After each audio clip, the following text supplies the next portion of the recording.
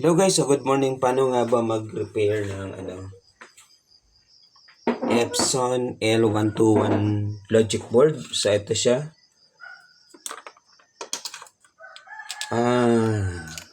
Yung pinaka main problem niya is no power.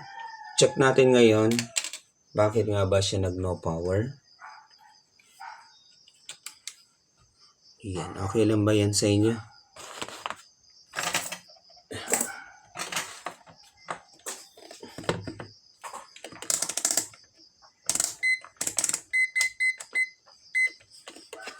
So kahit anong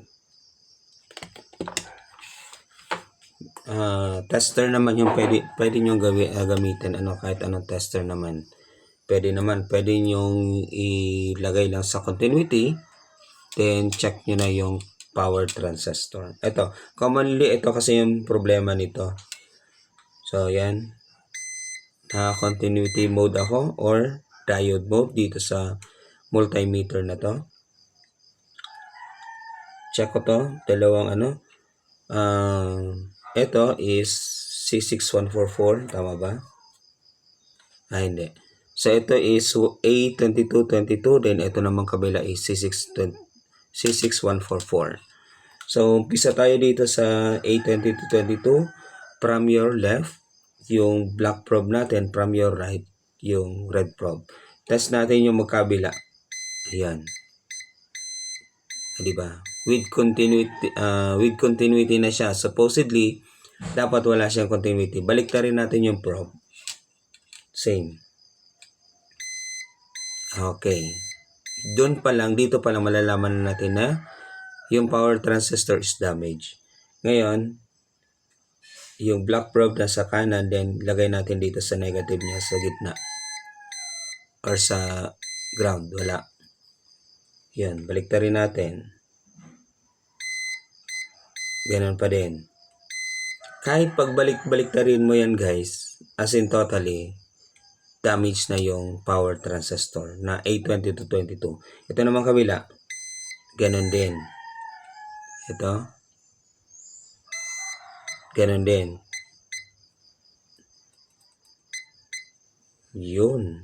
Kahit baliktarin mo yung probe, wala talaga, as in damage.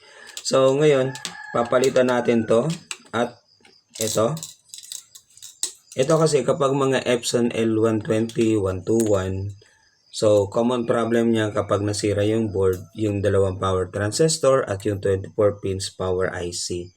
Yun yung nakakaproblema dyan. So yung pangalan naman ng 24 pins power IC na to ay E09A92GA. So available naman to via online. Ito guys, nag-order tayo, kakarating lang niya. So ito, in-order ko siya sa Shopee, XPX. So yan, kakarating lang niya. Mura lang to. Ito, bumili ako ng 24 pins power IC. Ito na siya. So ang pangalan nito is E09A 92GA. Pareho lang. So ito naman, ito kaka-order ko lang kasi ngayon lang ulit ako magre-repair. So yan. Ngayon lang ulit ako magre-repair ng board. So yun na nga. So gamit tayo ng isa nito, then isang A2222, then C6144. So take note, this is available online. Yung link ilagay ko na lang sa description, So sana hindi ko makalimutan yung link. Sa inyo kailangan natin.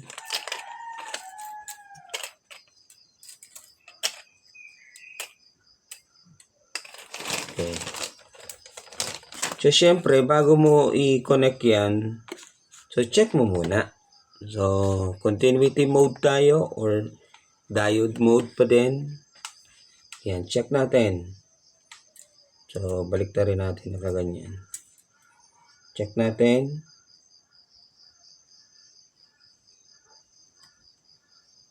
So okay naman siya.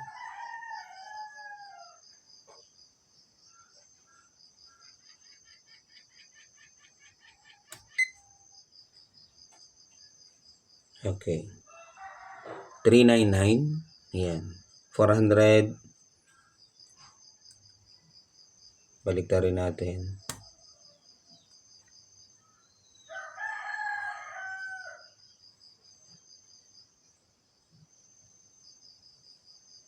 So, yung kabila na may reading. Ito naman 399. Sa dito pala, sa A2222, yung probe natin, yung black probe, nasa kanan. Kapag i-check mo ha, yan. Then yung red probe is nasa kaliwa. Then check mo nakapataob siya, ganyan. So lalabas dyan is 399 or 400 up to 400. So pataas. Then dito naman sa C6144, dapat yung probe naman, so kasi magkabaliktaran ito. Yan.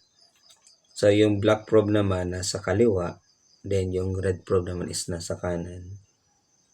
Yun. Then wala siyang continuity. So ibig sabihin nun, okay yung nabili natin. Then ito, kuha na lang tayo nitong isa. So ito kasi legit naman yung pinagkukunan ko nito, guys. Kaya yun. Wala akong problema dito. Right. Off muna natin yan. Then let's do this. Ito naman, tinatanggal ko siya ganito lang. Ganyan lang. Tinatanggal ko na siyang ganyan. Yan. Yan. Para mabilis lang yung pagtanggal gamit yung ano natin. Then flux. Gamit tayo ng flux para mas mabilis uminit, mas mabilis matanggal. Yun yung purpose ng flux.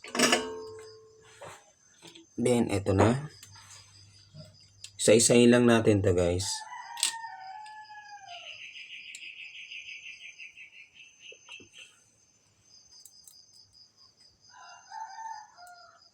Yun.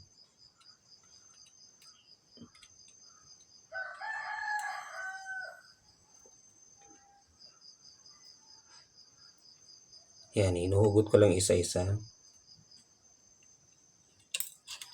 So, bilis kasi kapag ganito. Yun. Kita ba?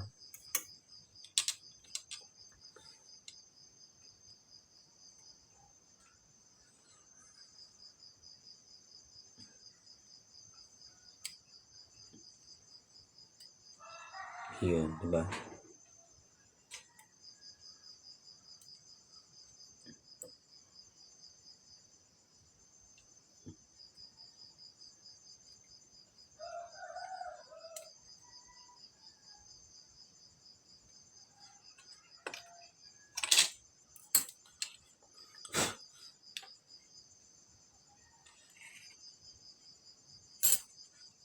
Nako, pumailalim na.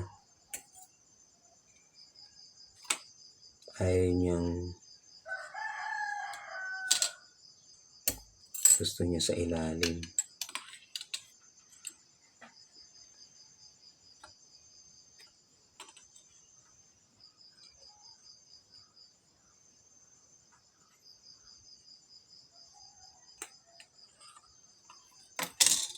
Yun. Alright. Ayan. Linisin na natin.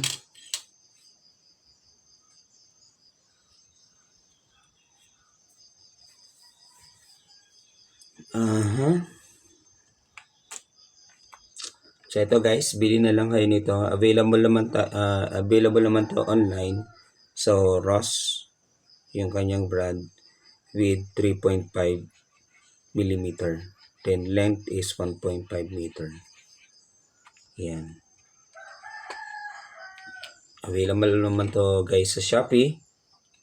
Then lagay ko na din yung link sa description para at least alam niyo na kung saan kukuha. Yan.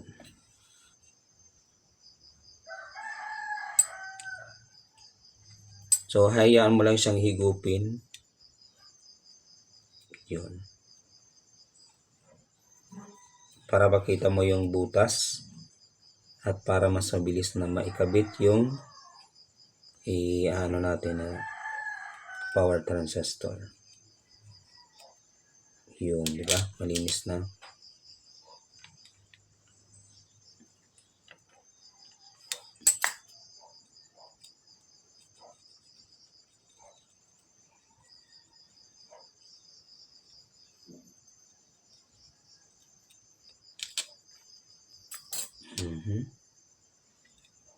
Meron pang natira.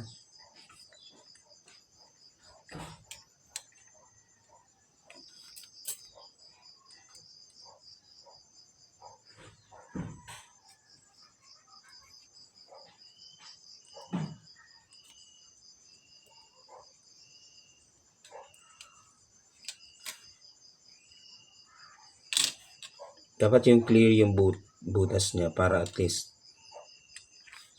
hindi kayo mahirapan, hindi tayo mahirapan.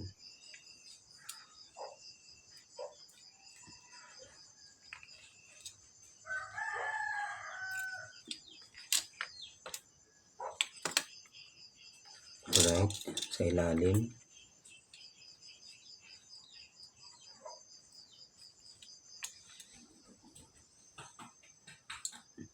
Okay.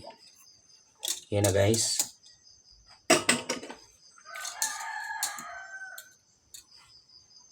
Kita ba ba?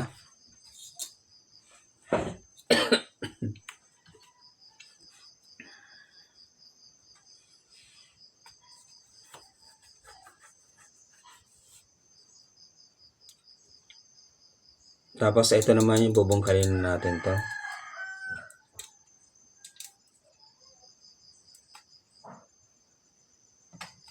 Flux.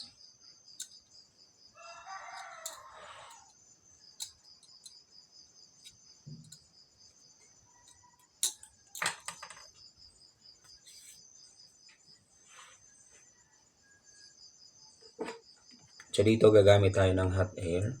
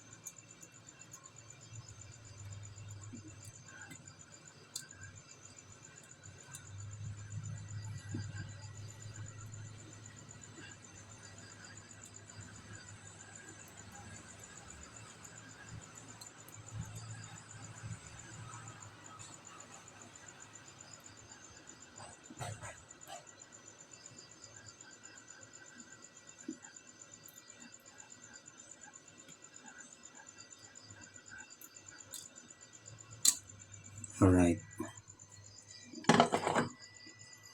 So yun guys.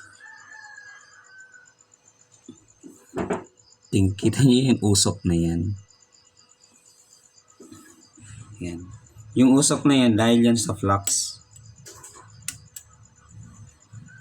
Okay.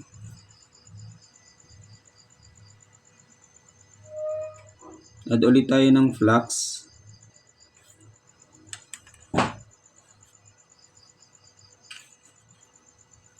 Pwede nyo naman linisin to guys. Tanggalin ulit yung ano. Pwede naman yun. Pero, So since connected naman siya, pwede namang hindi. Pwede niyong baguhin, pwedeng hindi. Ano?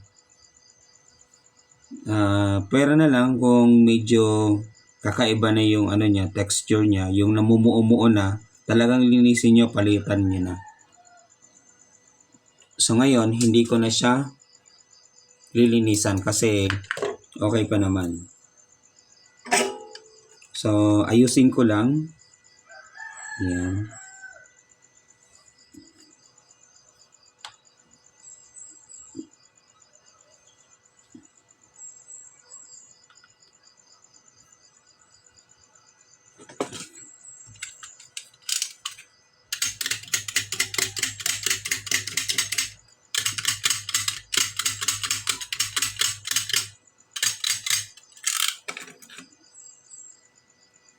Ayusin ko lang siya.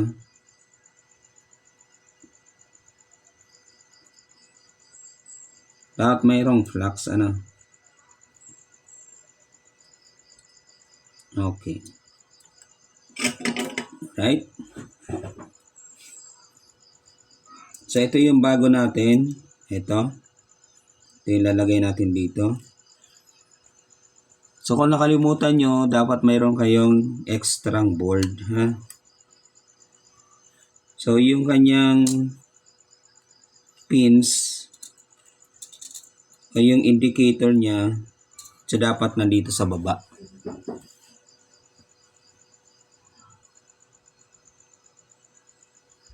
So, yung indicator niya, ito.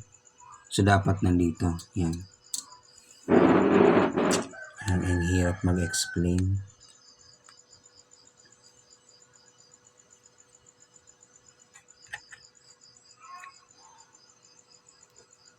Problema kasi yung phone natin eh.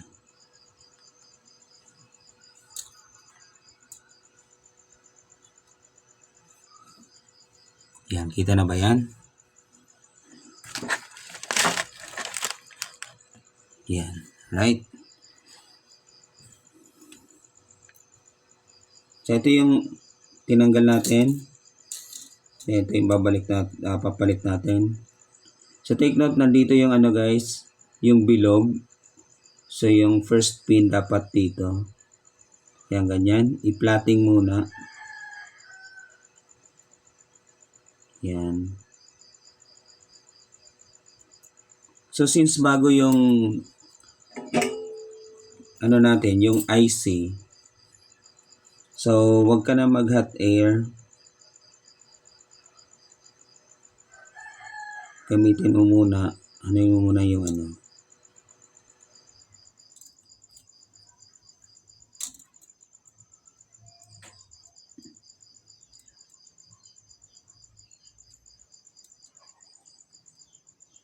Yan.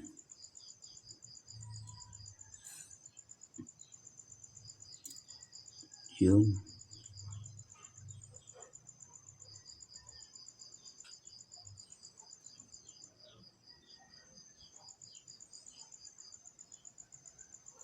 Yun. Tapos diinan. Then, ipin na yung ano, yung first, yung magkakabilang dulong pin.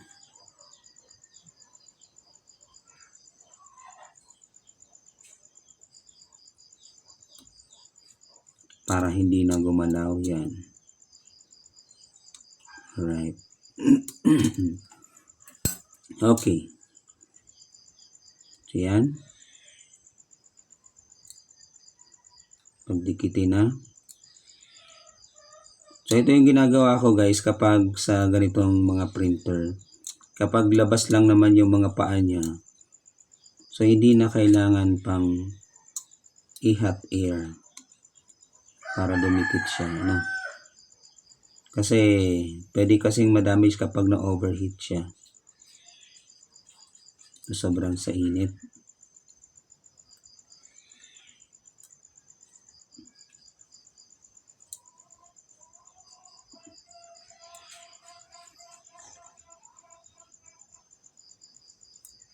Alright. Tapos dito naman sa kabila.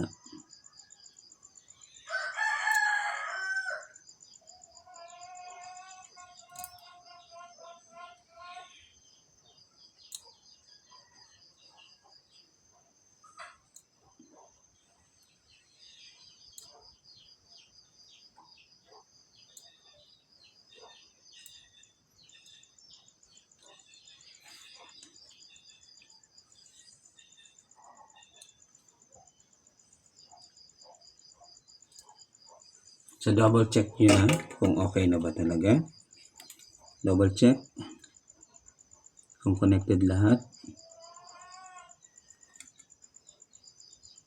Okay. Okay, connected naman siya guys. Susunod.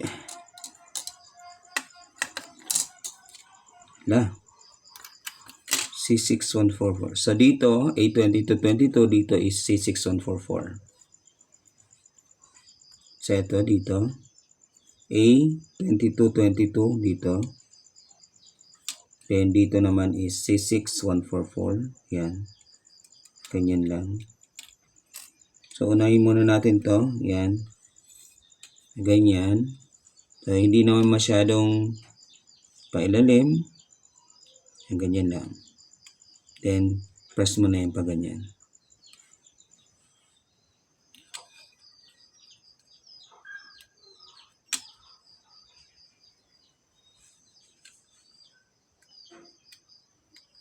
Yun. Tapos flux ulit.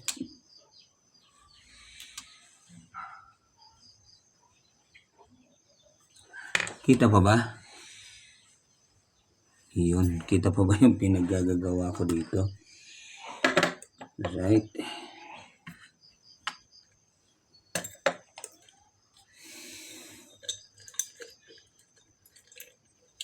Parang nawala na yung ano ko dito guys ha.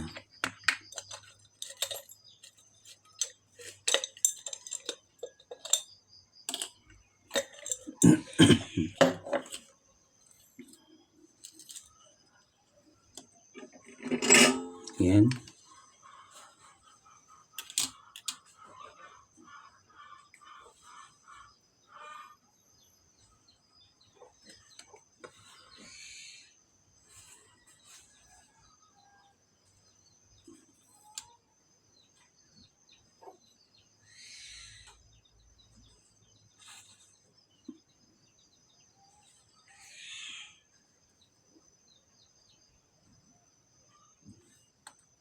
Alright.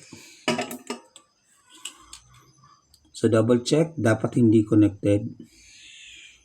Ito naman dito.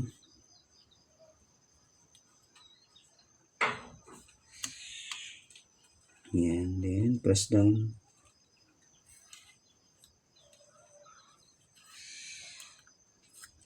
Right.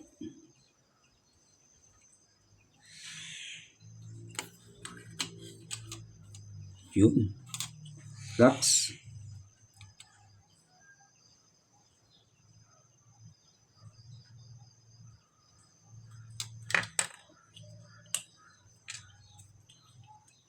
Alright.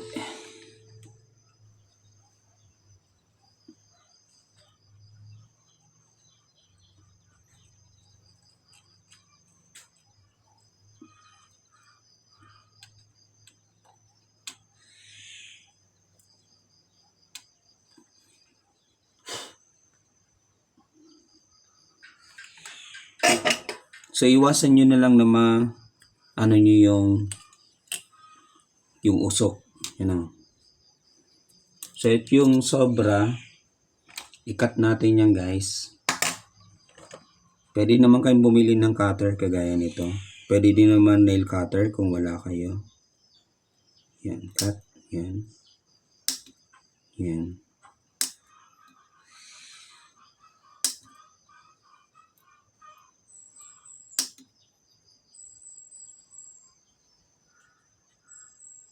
Alright.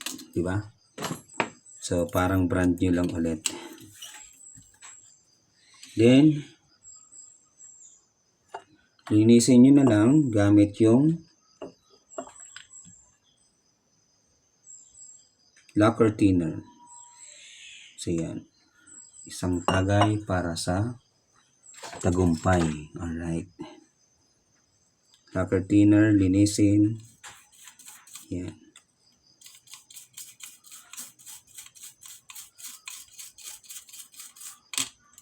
Para yung mukhang walang nangyari lang. Ano? Linisin. Diba? Yun. Then, yung IC natin. Linisin din.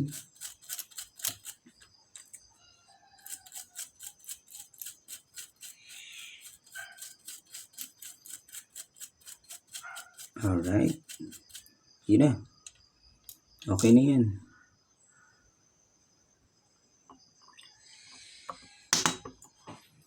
Tissue. Dampian lang. Ganyan.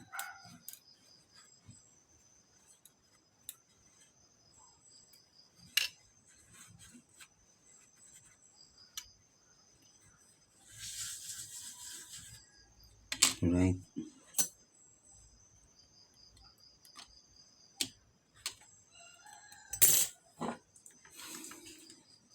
I-hot air para matuyo lang.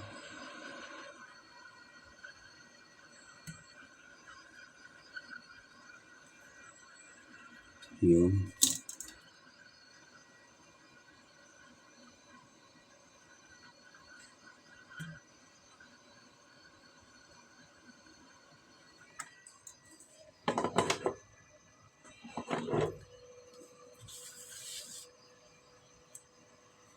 Double check ulit.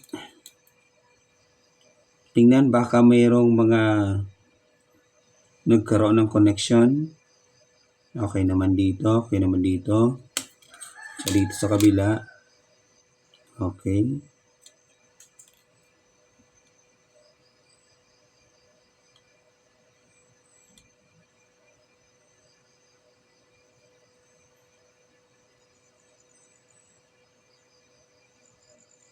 Parang masobrahan to ah.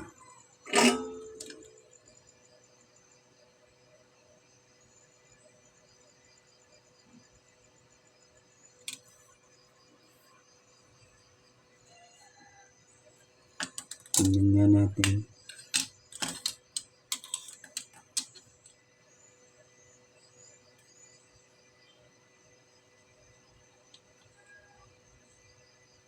Okay. Connected naman pala. Connected naman pala to. So, yun ay... Okay. Connected naman. Sige. Okay na tayo dito guys. Ngayon, check natin kung working na ba ulit.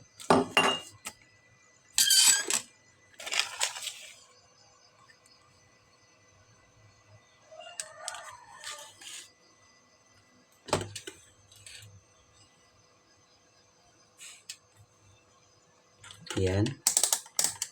Continuity mode.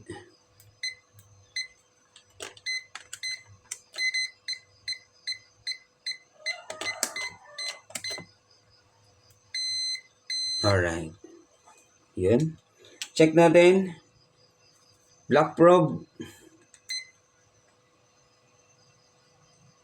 Okay. So, mayroon natin tayong 646. Hindi na siya tumutunog or wala na siyang continuity. So, 646. Baliktarin natin yung probe sa ano to, A2222. Mayroon tayong 328. Yan, di ba? Kita nyo? Una, kapag pag-check kung good, ito, so dapat yung black probe from A2222, yung black probe nasa left side, then nasa right side naman yung ating red probe. Test 655 pataas.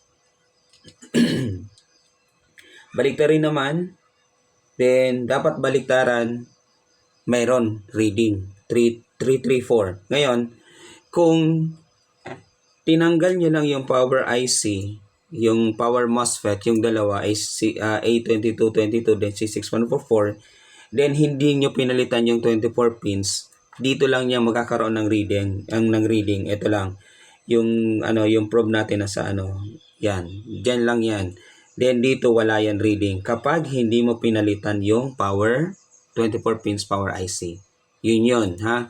Yun yung to test kung functional pa ba yan or hindi.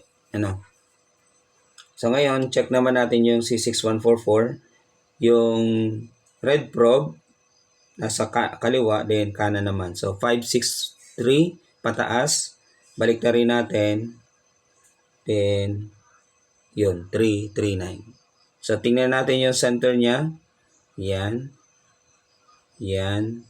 Sa dito naman. Yan. Okay. So, wala nang problema. Ibig sabihin, functional na to guys. Sige, doon na tayo sa ating printer.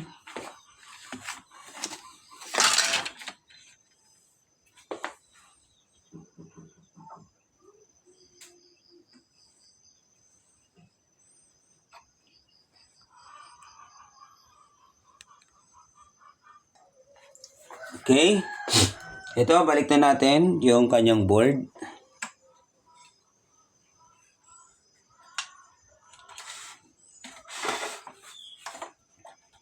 So, kabit muna yung para hindi tayo mahirapan yung para sa dynamo. Yung connection ng dynamo. Then, itong power. Yan. Then, i-fit lang dito. So, kung paano nyo tinanggal, ganun din ninyo ibabalik guys ha. Okay.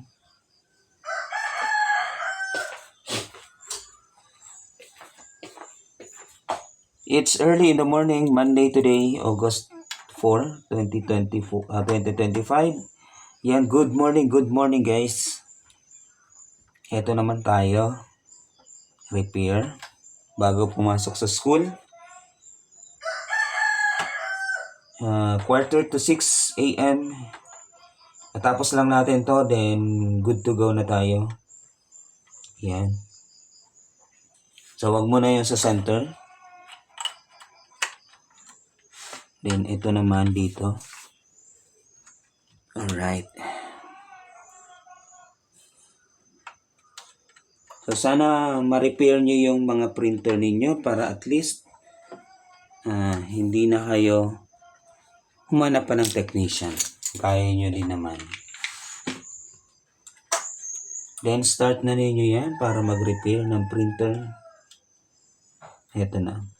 So, shout out doon sa mga nagpapasalamat sa atin na madami daw silang natutunan sa video. So, maraming salamat din sa inyo sa panonood.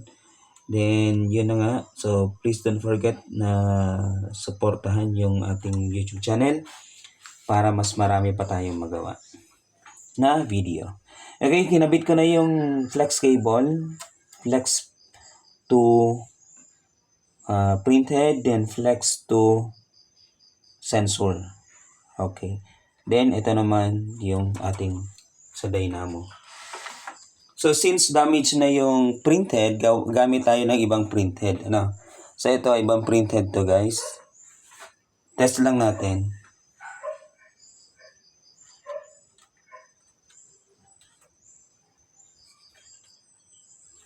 Pwede naman natin yung i-test na walang printhead. Try natin kung talagang mag-work. Pasiguro lang ha, just in case kung wala pa kayong printed, then nasa repair mode na kayo, ganito na. So, ito lang yung mangyayari dyan. Power on, saksak. Then, power on natin.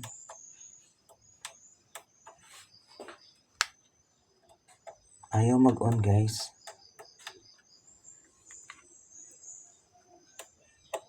Okay. Damage na naman ba ulit? Tanggalin natin to. Then, I see. Okay.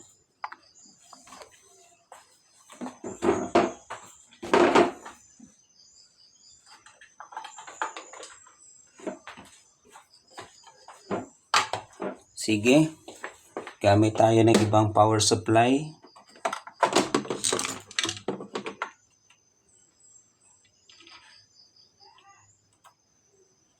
So, ito pala, damage pa din pala yung power supply nito, guys. Kaya gamit tayo ng iba. Yan. Power on. Yun. Diba? Gumalaw na yung head, kahit walang head. Then, working na din siya. So, ito pala, Pati yung power supply niya, damage na din. Ang dami kasi nito yung tawag natin dyan, yung kanyang printhead, dinamage yung nasira yung board.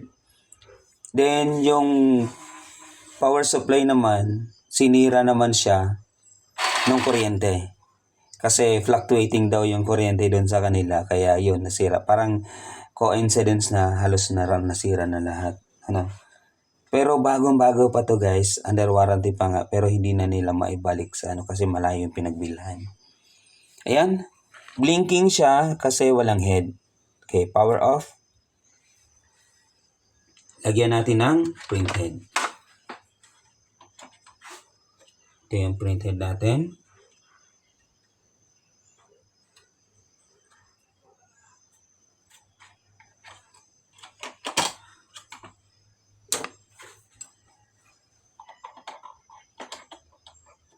So take note ha, kapag namatay yung board ng ganitong printer Epson L120, L121, then L110, so wag nyo nang gagamitin ulit yung kanyang printhead. Kasi sisirain ulit niyan yung board. Kung magpapalit ka ng board or magre-repair ka ng board. So, palitan mo na lang ng printhead. Available naman yung printhead via online, guys. Madami namang legit sa online.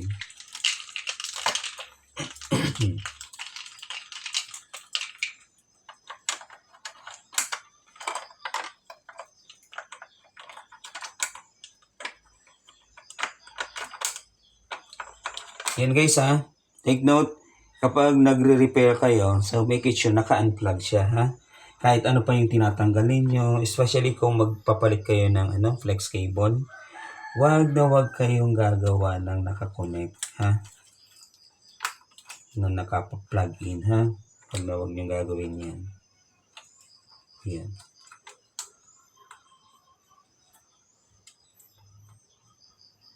Alright.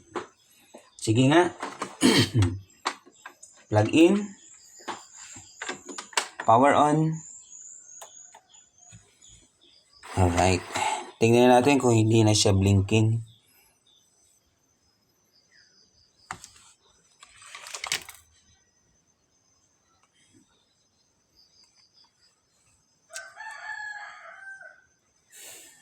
Yan. So, it's 6 o'clock in the morning. Alright guys. Good morning sa lahat.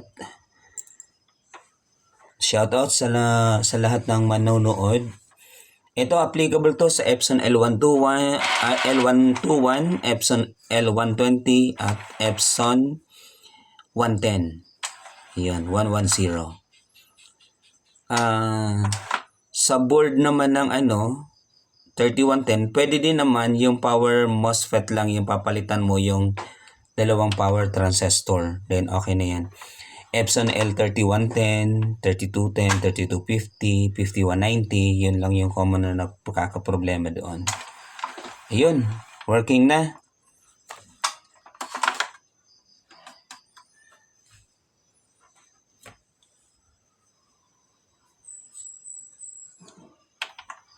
Sige, antayin lang natin mag-recover siya guys. Yun, inuubo tayo. Yun, nag-head clean na siya guys. Yan. Naramdaman niya na wala ng ink. Yun. Yan yung normal na work niya kapag under error or nagpalit tayo.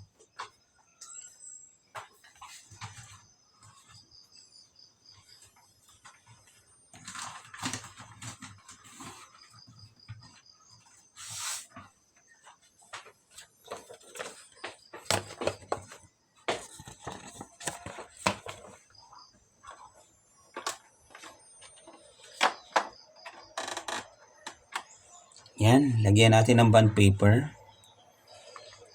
Masdan nyo lang yung board. Dapat okay siya. Dapat hindi mag-bar down. Yan, stable na siya.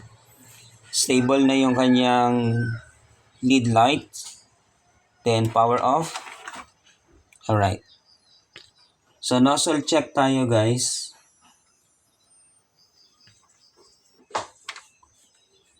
Nozzle check tayo guys. Cancel button. Press then. At the same time, yung power button natin. Kapag umilaw at gumalaw yung head, i-unhold na. Yun. Then magpiprint na yan.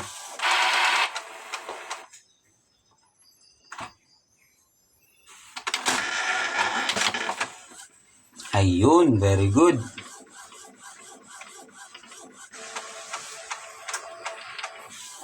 Ayan guys, oh, ang ganda pa ng output niya. Oh, di ba?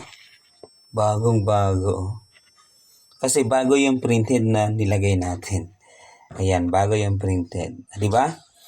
So, kung may problema kayo, same problem as this, then what you need to do is to watch this video, then follow the instruction, follow the steps so that hindi kayo magka-problema. Ayan. Thank you so much. This is your Codec Alberto Marino. Peace out guys. Good morning. Yan, pasok na tayo. Good morning. Peace out. Yung natin, sa description na lang yung link. Okay? Please remind me kung hindi ko mailagay sa link yung description yung description sa link, I mean yung link sa description kung hindi ko please remind me, then bibigay ko na lang sa inyo. Okay? Good morning.